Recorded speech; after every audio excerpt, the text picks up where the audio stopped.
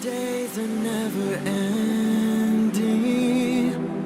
when the nights are feeling lonely, there's a place that I can go, where the birds are free to roam, in the sky, flying high, over fields of green, and where the stars inside the sky, we're the last ones shining bright, pushing through the storm tonight, we'll be burning on and on and on. We're the stars inside the sky, we're the last ones shining bright, pushing through the storm tonight, we'll be burning on and on and on.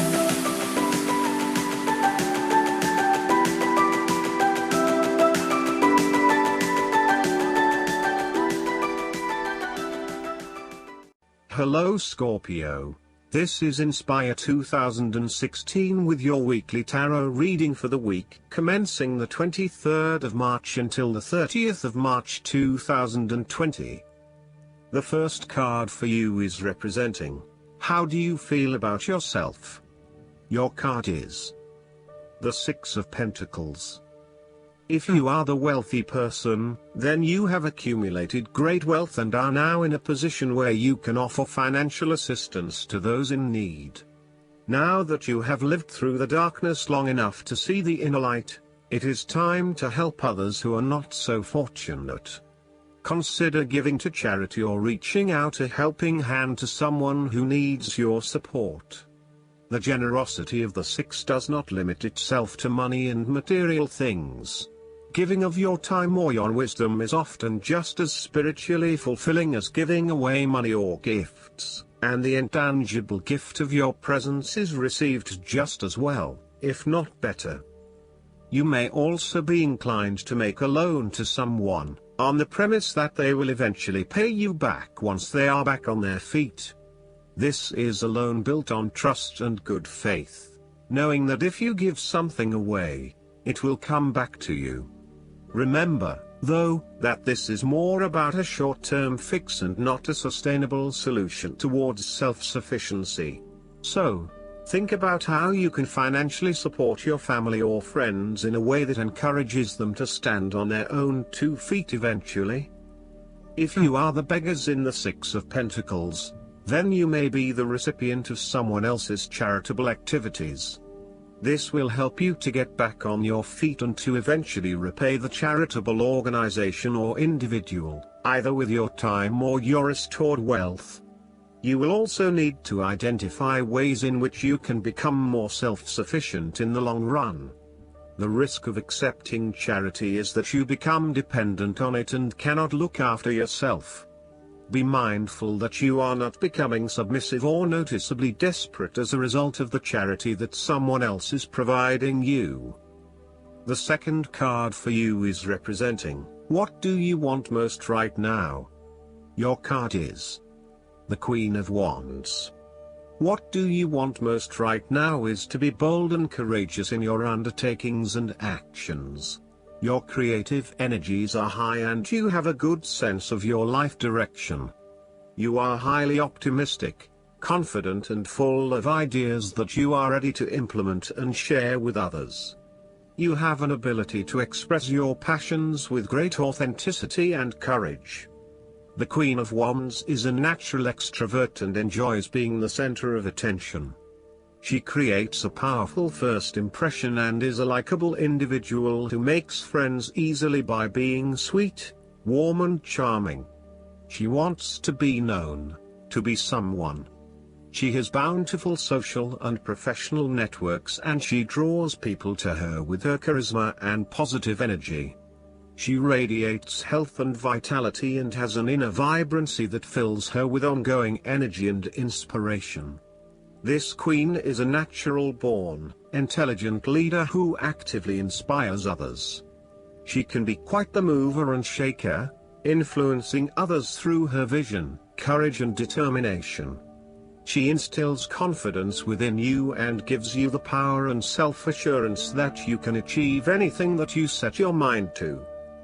The negative side to the Queen of Wands is that she can sometimes be stubborn, particularly if she pursues an ambition or goal for too long and burns herself out in the process. Even the Queen of Wands is not invincible, even if she thinks she is. At times, she may also be deceptive, overbearing, irritable, righteous and even tyrannical, particularly if you get on her bad side. She also has a fiery, passionate personality with a quick temper. She may be known to get all worked up, yell and scream, and then give you a hug, all within the space of an hour. The third card for you is representing your fears. Your card is the Six of Wands. You are afraid and doubting your abilities and your potential for success. You may feel negatively about yourself and as if you have failed both yourself and others. You are lacking confidence, and need the support and recognition of others to pick you up and give you strength again. You have had a fall from grace and have not received the public recognition you were seeking. You have either received no feedback for your efforts, or negative feedback. You may have expected things would have worked well, but instead you are being punished in some way, or you are being neglected for your efforts thus far. Now, your confidence has taken a hit, as has your professional reputation, or at least your perception of your reputation. If a particular project has not been as successful as you had hoped, you may be no better off moving to a new environment so that you can rebuild your personal reputation and brand, rather than trying to fix something that has already broken. You may be trying to achieve too many things at once and may not be doing a good job at juggling all of these commitments. It may be best to focus on only a few things and do them well. This will help you feel more inspired and motivated about the activities you do commit to. This card can reflect the transitory nature of success. One moment, you are on top of the world because you have achieved great things, but then the expectation has been set that you will continue to perform to this level, and when you do not, then you are suddenly knocked down and criticized. While victory and triumph feel great at the time, recognize that it is only temporary and you will have to continue sustaining a high level of performance to be acknowledged. The fourth card for you is representing what is going for you. Your card is the Ten of Wands. There would be the completion of a cycle after a period of struggle. You are finally reaping your rewards after investing a lot of hard work and effort. You have fulfilled a creative venture, realized a dream or accomplished a major goal, and now must deal with the consequences of that fulfillment. However, even with the achievement of your goal, there comes with it great responsibilities and commitments. While you have reached a point of completion, you are becoming starkly aware that you must now carry on with the responsibilities you have laid out for yourself, in order to ensure ongoing success. The trouble is, however, that these responsibilities may become too much to bear and you are struggling to let go. It is a bit like the business owner who creates a flourishing business but who is unprepared to delegate some of her responsibilities to the staff, and ends up working 70-80 hours a week. The inspiration and creativity that was associated with the initial goal or vision rapidly disappears, and everything becomes hard work all too quickly. Thus, it is incredibly important to let go of or delegate some of your responsibilities in order to free you up to still enjoy life. This is a reminder of how much we take on in our lives and all the extra burdens and responsibilities we weigh ourselves down with. We take on so much, trying to do all the things that need to be done. Thus, this card asks you to stop and examine your current lifestyle or work. Assess which activities or tasks are really urgent or really important, particularly in relation to your broader goals. You may need to employ various time management or prioritization methods in order to determine where best to spend your time and which tasks you can drop. Your goal needs to be greater efficiency, whilst also freeing yourself up for rest and relaxation when you need it. This card can also mean that you are being oppressed by outside sources. You are overworked, overtired and overstimulated. You have more on your plate than you can possibly handle, and you have taken on too much at this point in time. In an effort to get to the finish line, you have found yourself overwhelmed with the extra responsibility and activity. You need to stop working so hard. If you cannot stop, then conserve your energy and pace yourself. When you are overcommitted, everything becomes a strain. The fifth card for you is representing what is going against you. Your card is the Four of Swords. You are feeling restless and wanting to do everything at once. Even if your body is telling you that you need to rest and relax, your mind may be pushing you forward, trying to accomplish a long list of tasks. You may be getting quite sick or stressed as a result, so it is vital that you force yourself to pause and take it easy to ensure that you do not become completely run down and exhausted. You may also be trying to avoid any period of contemplation or meditation on a particular issue because you are worried about what it might bring up. You need to return to the energy of the Three of Swords and confront the pain and grief that exists within your heart. You need to experience that pain as it is preventing you from being able to move on. Once you have experienced it, it will begin to subside and you will be able to live a more fulfilling life. This is also a time of stagnation and a lack of action that is leading to increased frustration. For example, a long-term marriage is no longer progressing and is spiritually and emotionally empty. You may need to take a break from this stalled situation and come back to it when the energy is flowing better. Similarly, you are feeling frustrated with the lack of progress and change in your life. Many things have stood still or have failed to change in the way you were hoping they would. Part of this lack of change, however, is as a result of your passive approach.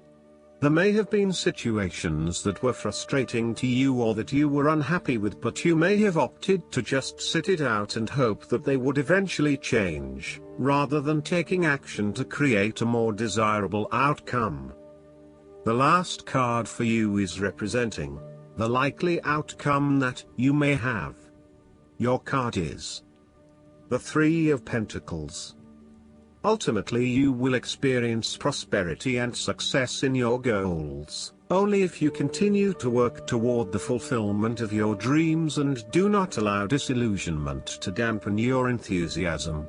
You need to do work that is satisfying to you and that you can be truly proud of. What new beginnings are you experiencing in the material realm? Is there some project or creative venture you have been putting off because of fear of failure?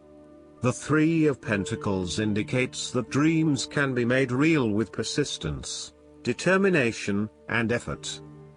The Three of Pentacles may also suggest that you need help to complete your work and can draw on the knowledge and experience of others. It may be beneficial to share your work with a partner, but only if they are as conscientious as you. At the core of the Three of Pentacles is the notion of teamwork and collaboration. In the card, we see a young mason working hard on building part of the cathedral. The two monks enter, with their worldly knowledge and spiritual understanding, to bring a new perspective to the mason's work. Even though their backgrounds, experience levels and knowledge is very different, they are able to come together to share their expertise in a way that creates synergy and improved results. There is no us and them or any sense of superiority. Rather, each person has something unique to offer and is willing to learn from others involved in the project. Everyone is getting the job done together and is contributing to the group through effective listening and sharing. This is a positive card to see when teamwork, collaboration and cooperation are required between parties with different levels of experience. The Three of Pentacles also points to the importance of feedback. The mason is open to listening to the monks and taking on their feedback on his progress so far. His primary goal is to do a great job, and he knows that the monks will be able to help him get there. He does not take it personally but uses their feedback and input to continually improve in his work. Effective planning, management and organization are also key components of the Three of Pentacles.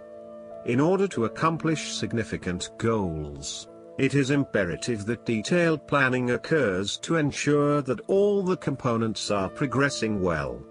This card therefore reflects a time when it is essential to create a detailed plan and to follow a schedule.